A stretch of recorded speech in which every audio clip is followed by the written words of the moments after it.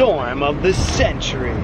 Money. I didn't know it was that big of a deal, so it is? It is. All right, cool. Yeah, it is. Yeah. Cool. I mean, there's So- a lot of great podcasts on there. I'm not going to ingratiate ourselves with them just yet. We've been on the air for 4 Look, weeks. we haven't gotta even start started somewhere. yet. Oh, I know. We have not. Is that pizza here yet? Taylor Cordatis behind the knobs giving us the heads up. Oh, man. It's a big deal. This is crazy. Big deal. You guys are staying with the times, and you have experience and stories to be so much more interesting than a lot of the young people that have the platforms. You know what, dude? This guy here, Mike Nappy, what are you, 33, dude? Mhm. You're old soul, man. Hey, You know, I'm sure you've been told that, right? Big You've time. got an old soul, man. yeah, it's So. that Philly too. You know, we're all old souls. Yeah. Well, But- we're definitely brotherly love, man. So 100%. Yeah.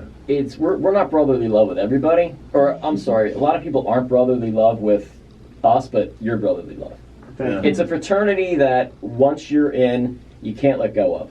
I agree. Because I've been to my share of cities, don't know them as well as Philadelphia, obviously, but you know, don't turn your back. Yeah. You know, and especially with musicians. Mhm. Oh, you Good told Lord. me some stuff last week when I came out and watched you. Yeah. And how tough it is in the industry with you. That you're a competitor, you're competition. Yeah, and Yeah. especially in the city, I have nothing but love for the city. But everyone is doing what they got to do to move forward. And people like Bill, I really respect because he has a great career and he's kind. A lot of people have success and they don't need to be nice. You don't need to be. Dude, But I prefer to be, and you do, and I appreciate the love. Well, like I said, man, you don't have to be cocky. You can be confident in what you are. Like you said, like I told you, I said, you're not competition for them. They're just jealous because you're better than they are. Yeah. And they know that. And you need to say, you know what, give me a shot because I feel that I'm either as good or better than you. Yeah, you're right. And they're going to give you a shot because you're going to force them in a corner. Yeah. And people are going to say, give this guy a shot, dude. You're good. Thanks. You know what I mean? Thanks. So, and I don't owe you nothing. I'm not, you can explain how we met. Yeah. There's some people like, how the hell is this wing eater know this musician? It's now a How good the It was hell all did you I could know eat. you? It was all you could eat, and the band was good. No. Yeah. But no, you can explain. Well, I saw like one of my first pairs of boobs at Wing Bowl. My dad used to take us. A very special big valley. Yes. I like it. Dude. My dad. It was like a right. It was classic. like a rite of Passage. Rite of passage. That's right. To become Yeah. a man, my dad would take us to Wing Bowl. My brother's older; he was going into the army. My dad's like, "Gotta go to Wing Bowl." So I'm a fan before we became friends. My dad passed away six years ago, and Oh, I'm sorry, man. thanks. And That's rough. the last Wing Bowl that he could have been at, he couldn't because he was sick. So I was like, this is a long shot. He was just hit up Wingador on Facebook. I was like, my dad's sick. Do you think you could shout him out on Facebook? He hits me up. He said, what's the number to the hospital room? He calls up my pop and he's like, yo, I just wanted to say your son's a really good guy. He really loves you. I wanted to send you my love and my best wishes. And from that, we became like really good friends. Yeah. Well, one thing about Bill, and he talks about this in the book, is that he's done a lot of things behind the scenes, and I can attest to this personally, that people just don't know about. And a couple things in the book, on Christmas, he would spend time with children at the hospital and help donate toys and raise money. And these are things, I think when these keyboard tough guys who still talk shit on Bill Simmons all the time, and I don't tell them half the stuff that's on Twitter, but every now and then you get some people come out and they mouth off, and they don't even know him. And one of the, I don't know, lessons I guess my parents taught me as a kid growing up was, be good to everybody, including those who can do nothing for you. And I like to think that we all kind of live that way. Mm. I agree. Yeah. It's that brotherly love that seems like why we connect. I don't know. There's just something inside. It has that empathy for people. But at the same time, I can get medieval if I have to. No doubt. Uh-huh. Nobody leave. No. Is that pizza here? Studio's on lockdown. Yeah.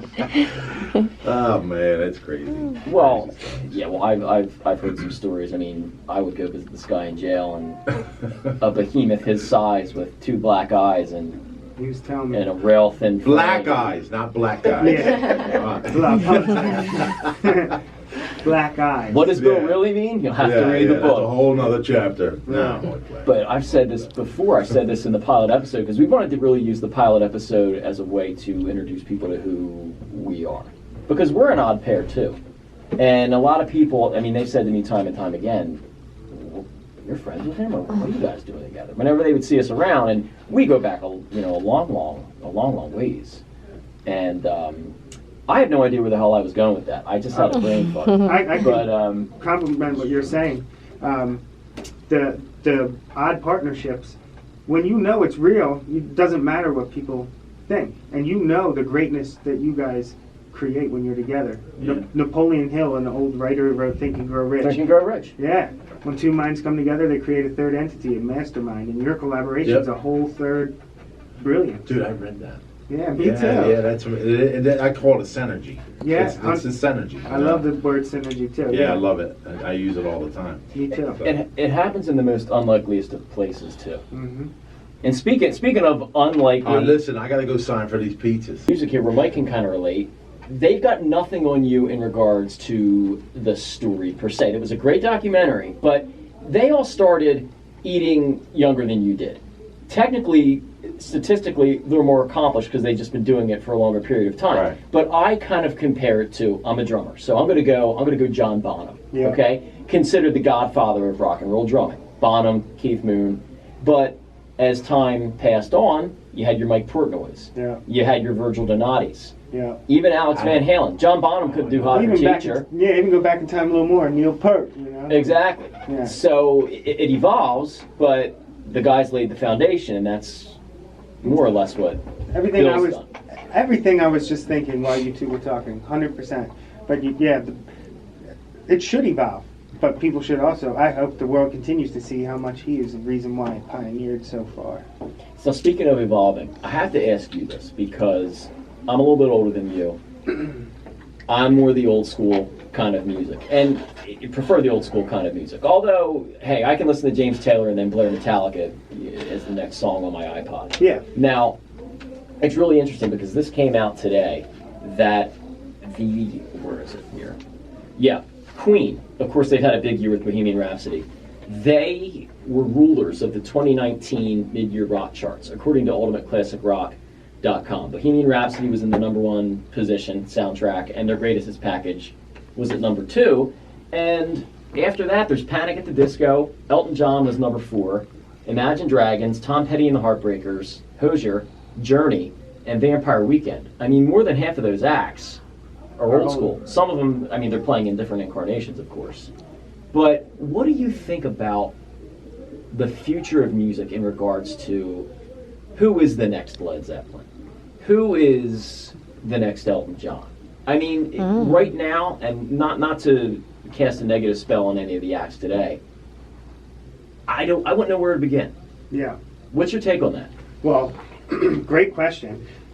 Two things. First, technically, the next Led Zeppelin is Greta Van Fleet. Yeah. Van Fleet. I'm not buying that. They're kids, though. Yeah. They're kids. They're like 17. Are they that Really? young? Yeah, like 17 to 20. The kids. They're young.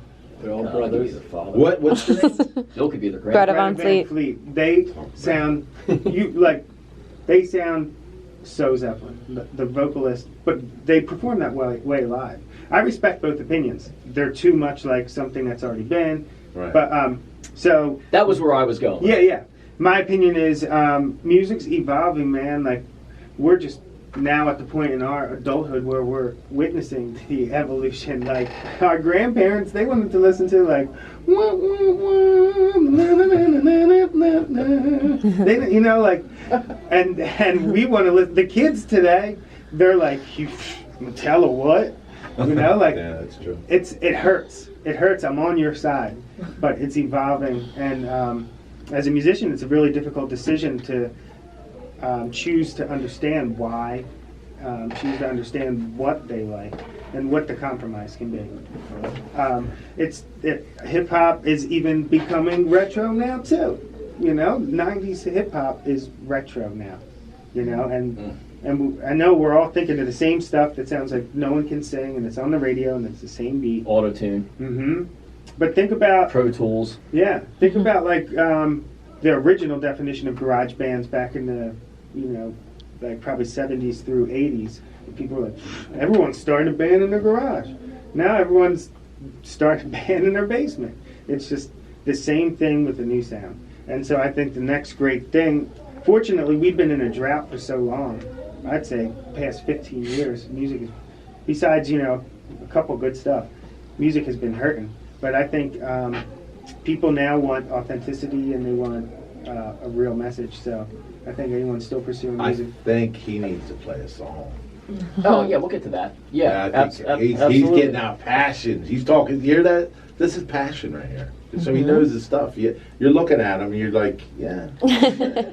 So I got you, man. Was there any particular moment, and I know with me, because I was very serious at my craft as you are with yours, there's that one moment where you think, okay, Westchester, Pennsylvania, wherever you're at, it's not enough. It's not going to contain me, and I need to take it to the next level. What inspired you to leave for Los Angeles? Well, I had gone out there 2 times before, and I saw all the opportunity that there was.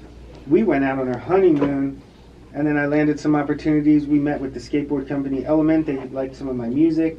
We got an awesome shopping spree. This is in 2017, and then on our honeymoon, I had an opportunity to play a show.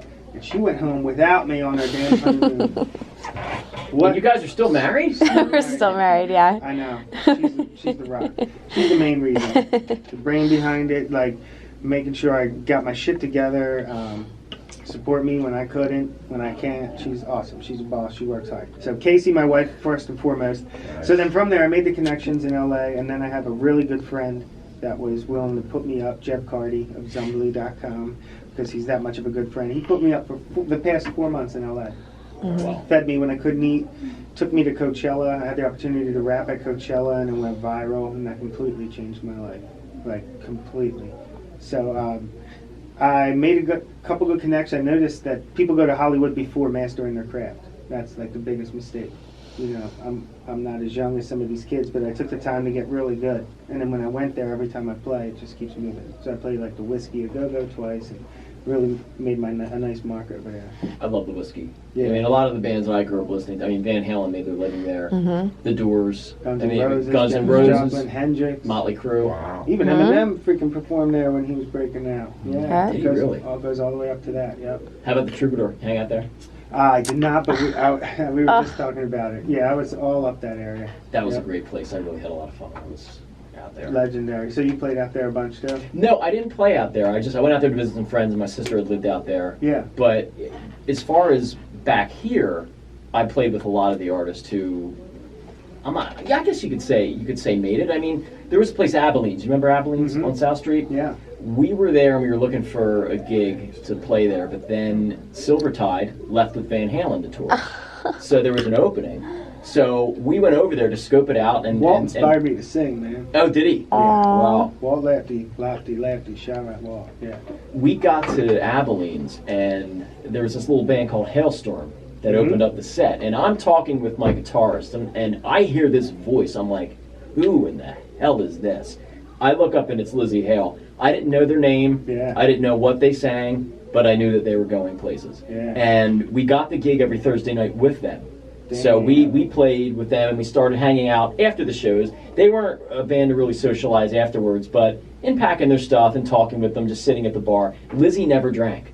Yeah. Lizzie Hale always had an apple and always had water. Smart. Because I wasn't trying to pick her up or anything, but after the set, I would just be like, hey, I'm getting a beer. You want one? And she's like, no, I'm just going to, use my water and eat my apple. I'm like, okay, cool. Well, as a total pro, absolutely. And a couple months later, I'm with my other guitarist who I started my other band with, and we went to see them. I forget the name of the place. It's shut down now in Philly, but we're in the balcony hanging out with them, and they were usually very businesslike. That's not to say they didn't have good personalities. I mean, they were serious about their craft, and it showed. And we were in the balcony, and they were a little more loose than usual. They were a little giddy. And I said something to RJ, Lizzie's brother. I said, you guys are really happy today, more than usual. And he goes to me, you don't know what happened? I'm like, no. Dude, we got signed today by Atlantic Records. That was it. And that was it. That was it. We never saw Hailstorm again because they never played in those places around here. Yeah. But it got contagious because our band hadn't started yet. I left my previous band I was in for 11 years. But I got, and I'm not going to say jealous, that's not the word, envious. Because it was like, you know what? I want what they have. And it took that band a little bit to get developed. It's not like in the old days where you got signed and then they threw you off and they put you somewhere to tour. They really developed their album and their sound for a couple of years out in LA before their first, I think, EP came out. Yeah, that which is interesting too because development now is non-existent, not in the industry. Well, the thing is, Not anymore.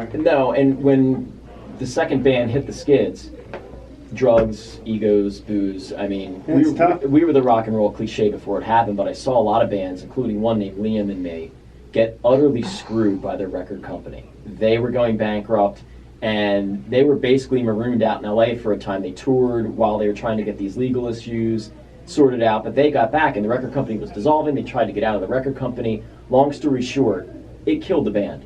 None of the guys had the desire to really play music anymore. I think a couple guys did. It's tough. But they split up, and they say right on their website, which is still up, we wonder to this day what might have been. So I give you a lot of credit for sticking things out and reaching for the stars. And Thanks. Yeah, I wish you all the luck in the better. world, Mike. I appreciate that. Yeah, Yeah. it's a mental. It's mental. So much more of it is mental than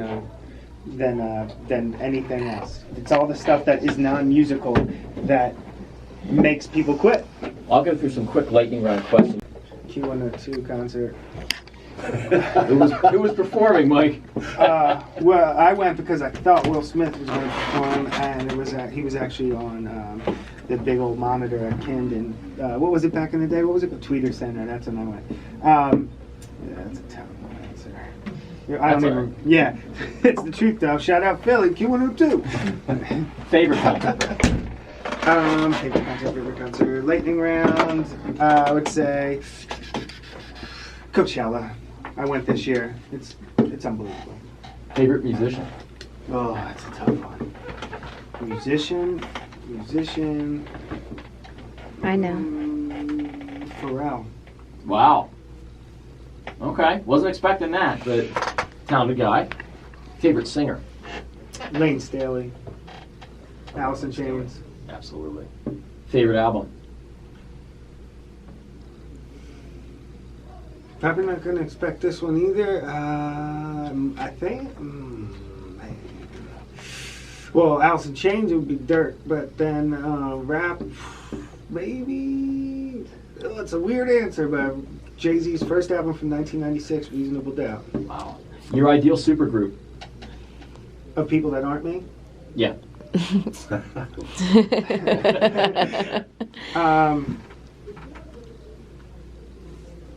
Lane Staley, singer. This is a funny one.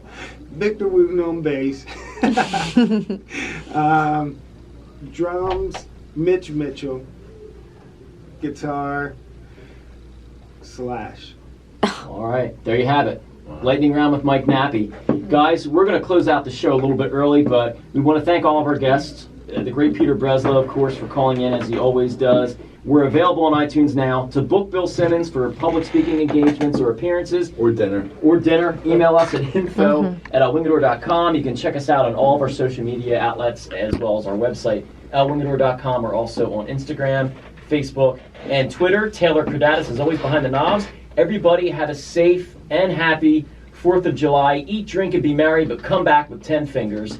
And I want to thank, once again, the great Mike Nappy and his wife Casey and all the guests. Bill, any thoughts? Now I'm just waiting for this man to play some music. All right, everybody. Well, thanks for stopping by Wing Valley. Ladies and gentlemen, to close it out, Mike Nappy. And Mike, before you play, where can people find you? Thank you. At Nappy Music everywhere. Nappi, Nappy Music. It is my real last name. Some people have been questioning me lately why I call it Nappy Music, because it's my last name. Nappi Music, and on YouTube, Nappy Music videos, and I vlog every day, and today is day 156 in a row. Nice. Without missing a day. Yeah, it's Good an, honor. stuff. It's an honor to have you guys on it. Glad to be a part of it. Thanks for stopping by Wing Valley, everybody. We will see you next podcast. Mike Nappy, take it away. All right. We probably got enough time for one song. All right, I'm going to go for a song that I wrote for my dad And when he was alive and I was sick, my appendix almost burst. It's called The Good Old Days, and it's about him telling me about when he grew up in Philly, in West Philly, talking about like the blimps in the skies and hanging out in the corner. And then it turned out when he passed away, I played it at his funeral, and that was around the time I met Bill, so I wanted to play this one. And it's also the song I played for Bam Margera 12 years ago on the streets, and we ended up becoming friends, and we still work with each other till today. So this is called The Good Old Days by Mike Nappy.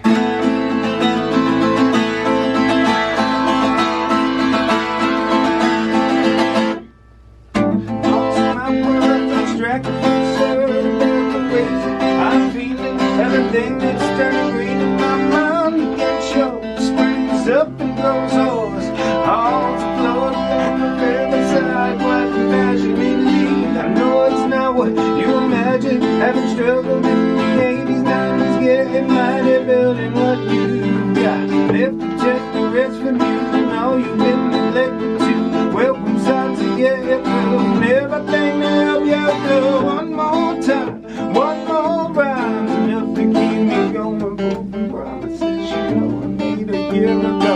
Here we are, I feel fine, enough to keep me going, knowing everything's gone. I'ma make it through, wanna go back to the good old days. By the lakeside, sun, ice cream on your face. Yeah, yeah, wanna go back to the good old days. By the bedside, sun, sounds of stress on your face. I see your eyes looking into the skies. Get your glimpse of the blimps in the summer skies. Tell me your ability. Your memories don't dance, hanging on the corner where everybody debating, talking about what you hated, how you disagree with what your parents just stated were dating. We're trapped to reform and reform, doing form and reform of the dire situation. Hey, what I'm saying, and you know you can't relate. It's all for you, it's all for you. I wanna go back to the good old days. By the lakeside, sun, ice cream on your face. Yeah, yeah, wanna go back to the good old days. By the bedside, sun, sunset strips of your face.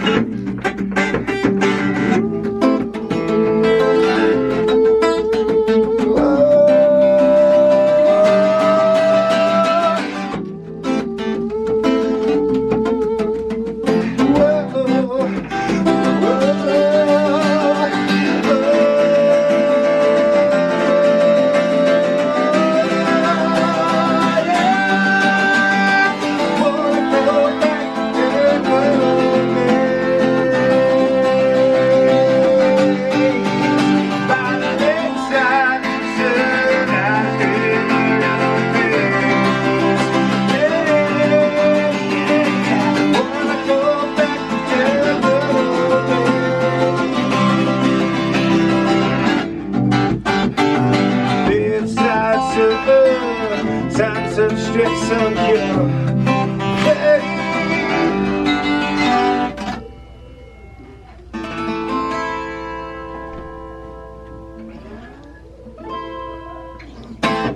Hey, thank you. I thought that one was appropriate. Shout out to Philly. I think it's. Are we still on? Yeah, cut right now, right? Yeah, I was trying to fit everything in. No, it was great, man. Cool. Yeah, it was a good show. Yeah. Good show. Whoo-wee. So let's go eat. Yeah. Smart enough to know that this could be a brand. And it is.